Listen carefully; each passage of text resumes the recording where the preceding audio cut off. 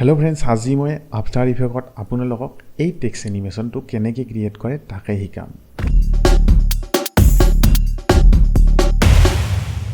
এই টেক্সট এনিমেশনটো আপোনালোকে short film নাইবা কিছুমান টাইটেল এনিমেশন বা ইন্ট্ৰো ক্ৰিয়েট কৰোতে এই ইফেক্টৰ প্ৰয়োজন হ'ব বা এই ইফেক্টটো এপ্লাই কৰি আপোনালোকে ক্ৰিয়েট কৰিব পাৰিব।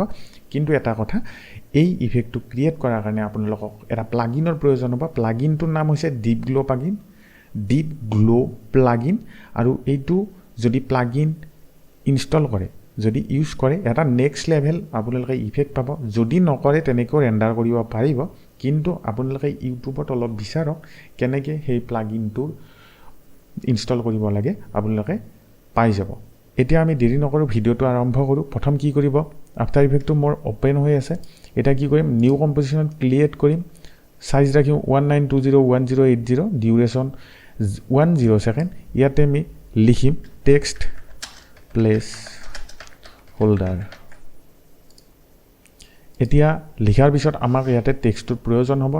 এই টি টুলটোত সিলেক্ট কৰি বা টেক্সট টুলটোত সিলেক্ট কৰি ইয়াতে এবাৰ ক্লিক কৰিম। কৰাৰ পিছত আপোনালোকে ইয়াতে মই ৱৰ্ডটো লিখিম গ্ৰেডিয়েণ্ট। লিখি পিনে এই লেয়াৰটো সিলেক্ট কৰি কিবোৰ্ডত কন্ট্ৰল প্ৰেছ কৰি ইয়াতে যোনটো anchor point, pen behind anchor point tool আছে, ইয়াতে ডাবল ক্লিক কৰি দিম। আপোনালোকৰ এংকাৰটো মিডিলত গুচি যাব আৰু এনেকৈ ৰেড পপ স্ক্ৰীন এটা আহিব। তেতিয়া আপোনালোকে কেপছ লকটো অফ কৰি দিম।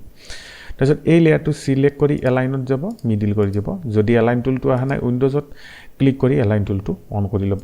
তাৰপিছত এতিয়া আমি কি কৰিম, এই যোনটো লেয়াৰ আছে এইটো এনেকৈ তলৰ টিঙে ড্ৰেগ কৰিম। মানে ড্ৰেগ মানে তলৰ এৰোডাল টিপিম, তাৰপিছত এনেকৈ এনিমেট বুলি আহিব। ইয়াতে আমি ক্লিক কৰিম এবাৰ।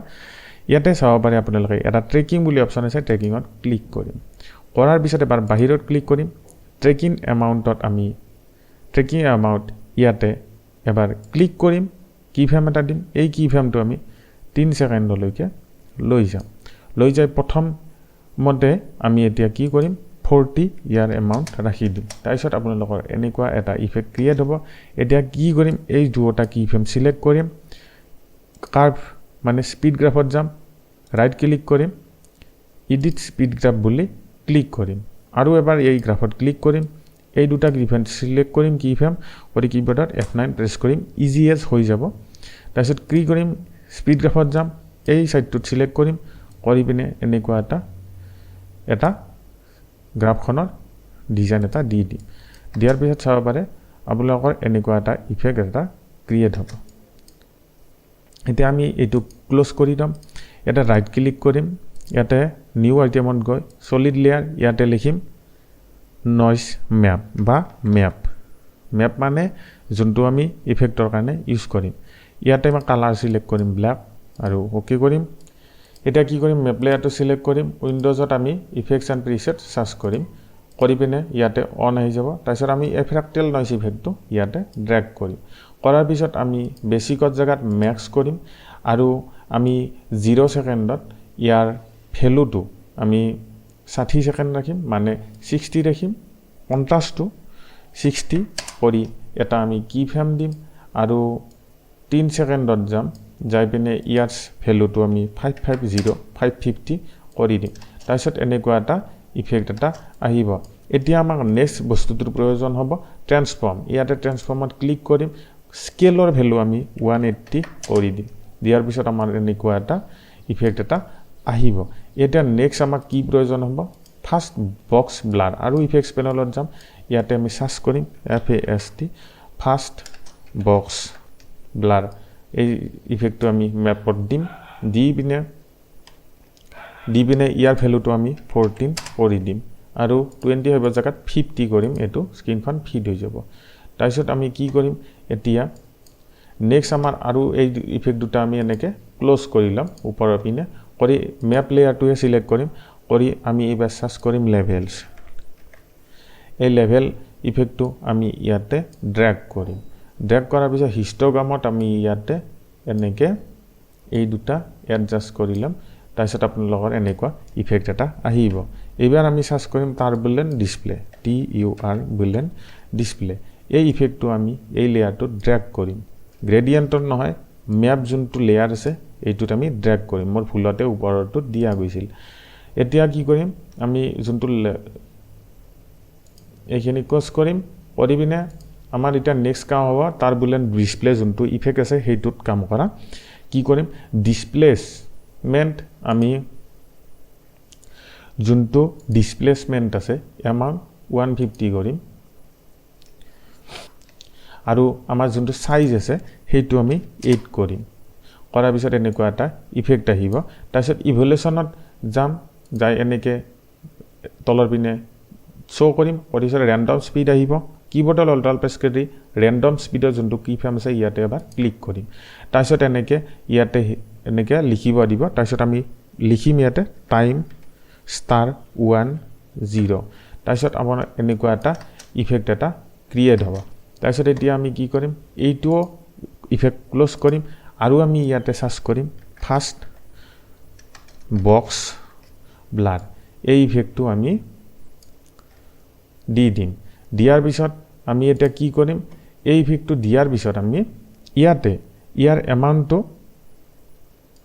8 কৰিম 8 তাৰপিছত এনেকে আমি ইফেক্টটো সাম আৰু এতিয়া কোনটো কি কৰিম ইয়াৰ যোনটো নয়েজ ম্যাপ আছে এটো স্টেনসিল লুমা কৰি দিম তাৰপিছত আপোনালোকৰ এনেকুৱা এটা ইফেক্ট এটা ক্ৰিয়েট হ'ব এতিয়া আমি কি কৰিম এটা নতুন এটা কম বনাম ইয়াতে ক্লিক কৰি এটা নিউ কম বনাম হেতু হৈছে মেইন কম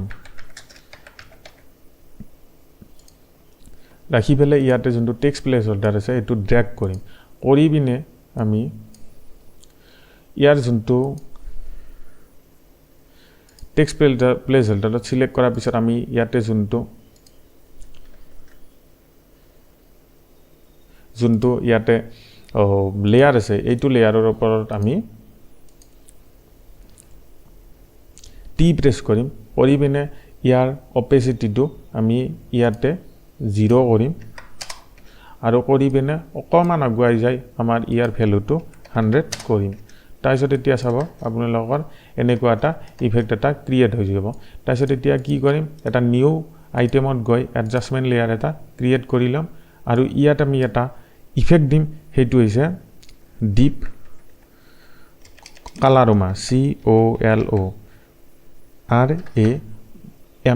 এই কালাৰমা ইফেক্টটো এডজাস্টমেন্ট লেয়াৰটোত আমি ড্ৰেগ কৰিম অকমান স্পীডত কোৱা গৈছে এটো আপোনালোকে এডজাস্ট কৰিব কাৰণ মোৰ অকমান স্পীডতে কোৱা যায় এটা কি কৰিম কমন ফ্ৰেমটো আগুৱাই আহিম ইনপুট ফেজত ইন্টেন্সিটি জাগাত আমি আলফা কৰিম আৰু ফাৰ্স্ট ফ্ৰেমটোত আহিব এনেকে আপোনালোকে দেখা পাব এটা কি কৰিম এই আউটপুট সাইকেল যে আছে ইয়াতে আমি ইয়াৰ ভ্যালুটো লাষ্টত সানসেট কৰি দিম দি বিনে আমি ইয়াত এটা ইফেক্ট এটা দিম ডিপ গ্লো যোনটো মই প্ৰথমতে কৈছিলো প্লাগইন হেতু লাগিব আপোনালোকে ডাউনলোড কৰিব যদি নকৰে আপোনালোকে এনেকে ৰৈ দিব তাৰপিছত এতিয়া কি কৰিম ডিপ গ্লো আৰু এই ডিপ গ্লো টু ইফেক্টটো আমি এডজাস্টমেন্ট লেয়াৰটো ড্ৰেগ কৰিম কৰাৰ পিছত এতিয়া আমি ইয়াৰ এমাউন্টখিনি ৰাখিম ইয়াৰ যোনটো থাৰ্ড জল আছে এইটোত আমি 98 কৰিম কৰি বিনে আমি যোনটো ইয়াৰ 1.15 সেকেন্ড মেইনত জাগাত যাম ইয়াৰ যোনটো এক্সপোজাৰ আছে ৰেডিয়াস আউটপুট আৰু এক্সপোজাৰ এইটো 1.5 সেকেন্ডত আমি এটা কি ফ্ৰেম দিম দুটাত দি বিনে ইউ প্ৰেছ কৰিম আমি প্ৰায় 3 সেকেন্ড মানত যাম ইয়াৰ ভ্যালুটো আমি 0 কৰি দিম এতিয়া আপোনালোকে চাব এনেকুৱা এটা আপোনালোকৰ ইফেক্ট এটা ক্ৰিয়েট হৈ গৈছে